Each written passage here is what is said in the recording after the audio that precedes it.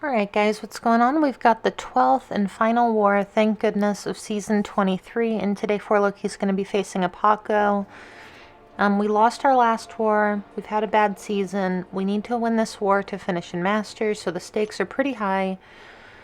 And even though, like, these guys are in Masters right now, I'm not sure if they lose, if they can still finish in Masters. They're kind of like towards the bottom. So the stakes are kind of high for both of us. And yeah, basically we just need to do our best here. Focus. I'm going to be boosting relatively big for all of these fights.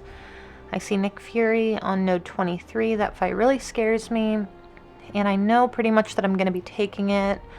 Dreamin used to take it with Corvus, but he is in a different battle group now. So it's been... the last time we saw it, I took it with Omega. It went pretty well, but I finished at like 40%. So it's still kind of scary. Okay, so let's go ahead and look around. Mysterio on Encroaching Stun. That is basically just to make... That's good placement, actually. It's quake-proof. You have to be really careful about when you hit him. You don't want him throwing special ones. Daredevil, Hell's Kitchen on Path 1. I've actually never fought that defender before. I don't know how good he is. I know that Omega can stop him from shrugging stuns. Man-Thing on the Vigorous Assault Mini. Again, I think that he's best utilized on Path 1 and Section 1. Because it's the same node, but it also has Arc Overload. So I'm going to be bringing in my opinion, one of the strongest teams in the game, and that's Omega, Sabertooth, and Magneto. They all synergize pretty well together. This is going to be Vigorous Assault and Arc Overload with Symbiote Supreme. I was a little bit worried about this fight at first because I thought I couldn't dex right at the beginning, but it turns out that I can because I'm not staggered. So here I'm just going to try to do some shallow evades to get him to throw a heavy attack. He does end up throwing it. Get a pretty good intercept here. I just fought this guy a bunch in Abyss, so I'm pretty familiar with how this fight should go. And it's like a 30-second fight, so really not bad at all. And now we're going to be moving up to this Moleman. This Moleman on this node, I'm not sure why he's here. This is Masochism. But Omega Red bypasses Moleman's ability to shrug debuffs, and he also bypasses Masochism, so this is just like a little bit too easy, too obvious. So here, I'm just going to get up to 10 spores, lock them in, parry and back up. This is kind of how I prefer to play Omega lately. It's a really good way to manage power. You can see I've done like 10 hits. And he's dropping like 2 or 3% per second, or half second, I think. So very easy. And then, as I suspected, I am going to end up taking this Nick Fury fight. This is a rank 3 Sig 200 Nick Fury. So pretty scary. He's going to be losing power really, really slowly. Or I'm sorry, losing health really slowly after he goes into a second life. So my plan here is medium light, parry, medium light, and just kind of repeat that. And then when he gets to a special one, I'm going to turtle up a little bit, try to get a reparry to lock in my spores. I have almost 30 spores on him now.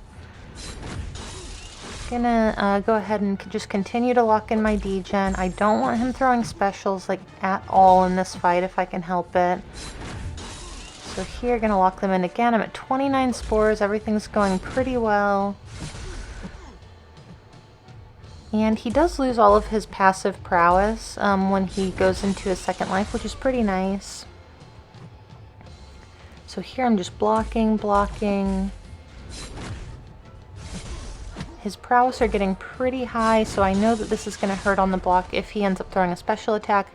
I wait for him to get under 30%, throw my special 3. And this will just heal me up a little bit. It should get rid of some of his prowess and get me some more power back.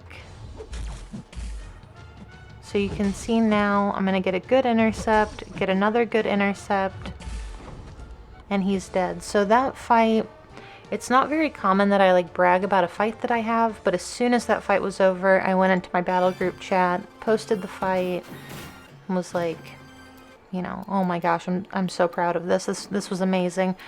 I'm not sure that I could have done much better in that fight.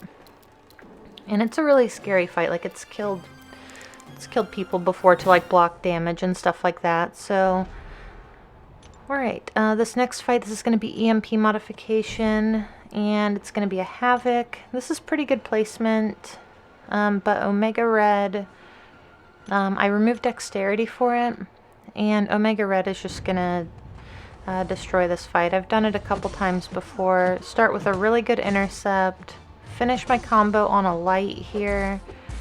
And the reason that I'm going to do that is because it keeps me closer to the opponent to build up spores. So when I have a bleed up, I always finish 5-hit combos in a light. They're going to go ahead and get a good heavy counter off, and you can see it's about 30 seconds and the fight's over. And I don't think that I got one plasma charge put on me. Okay, so for section 2, I'm going to be on path 1 here, and this is going to be the Daredevil Hell's Kitchen. So I don't really know much about him. The only thing that I know for sure is that he shrugs off parry stuns. So my goal in the beginning of this fight is just going to be to get 10 spores on him. And then after that, I can parry for the rest of the fight. Makes it super easy. Got a good re-parry there. Again, I've been in Abyss a bunch, so I've been practicing that quite a bit. Here, he's at 30 spores, take the special 2 on the block, and the fight's over. Again, another 30-second fight, so not too bad at all. And then, let's see here. Okay, so this is going to be Iron Man Infinity War. He is a metal defender, so I'm going to take this fight with Magneto, but I'm sure I could also take it with Omega Red if I just remove Dexterity and block everything. Magneto's just a little bit safer because Iron Man Infinity War can't auto-block. So you can see that during this war my intercepts were actually pretty good. Just gonna re-parry him, let him throw special ones. I'm gonna get caught by one of his special ones at one point. I'm not really sure why. I think maybe I just got kind of used to blocking them. When I was fighting him in Abyss with Human Torch. But yeah, right there I got caught by it. Gonna heavy counter his heavy. Re-parry when I can. And you can see that my heavies alone are doing like 12,000 or something like that. Plus the extra auxiliary damage on them, it's closer to 15,000.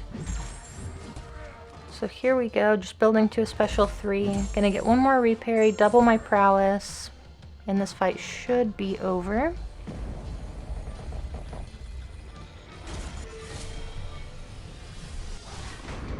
Alright, so I think I've got one fight left. I was kind of wanting to take that Black Widow Deadly Origins, but Enzo took it with his Archangel, which is probably arguably a better matchup than Omega Red. So this is going to be my last fight. It's a rank 3 Korg, and this is Enhanced Special 1.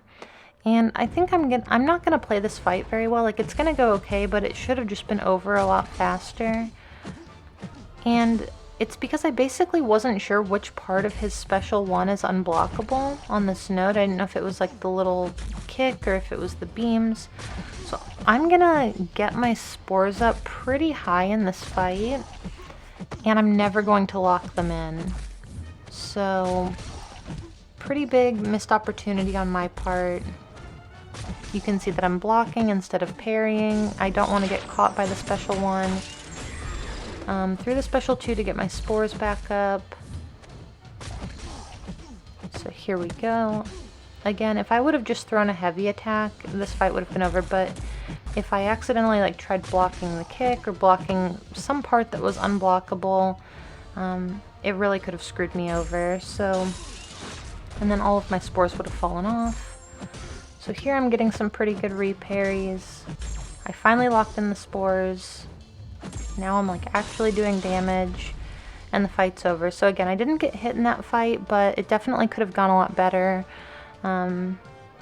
if I would have just like maybe looked up which part of it was unblockable. I'm not sure. But either way, that was actually the end of our, that was the end of my war. We had a pretty strong war this time for this season anyway. And we did end up winning. So good job to Apoco, good job to all of the MVPs. I haven't looked at the final score yet. The war just ended like 5 minutes ago. But I'll go ahead and post the score here.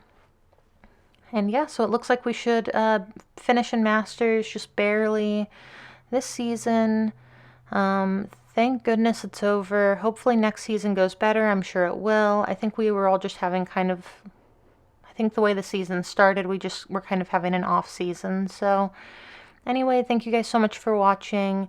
I'll make sure to upload the season rewards opening as soon as I open them. And yeah, I'll see you guys in the next one.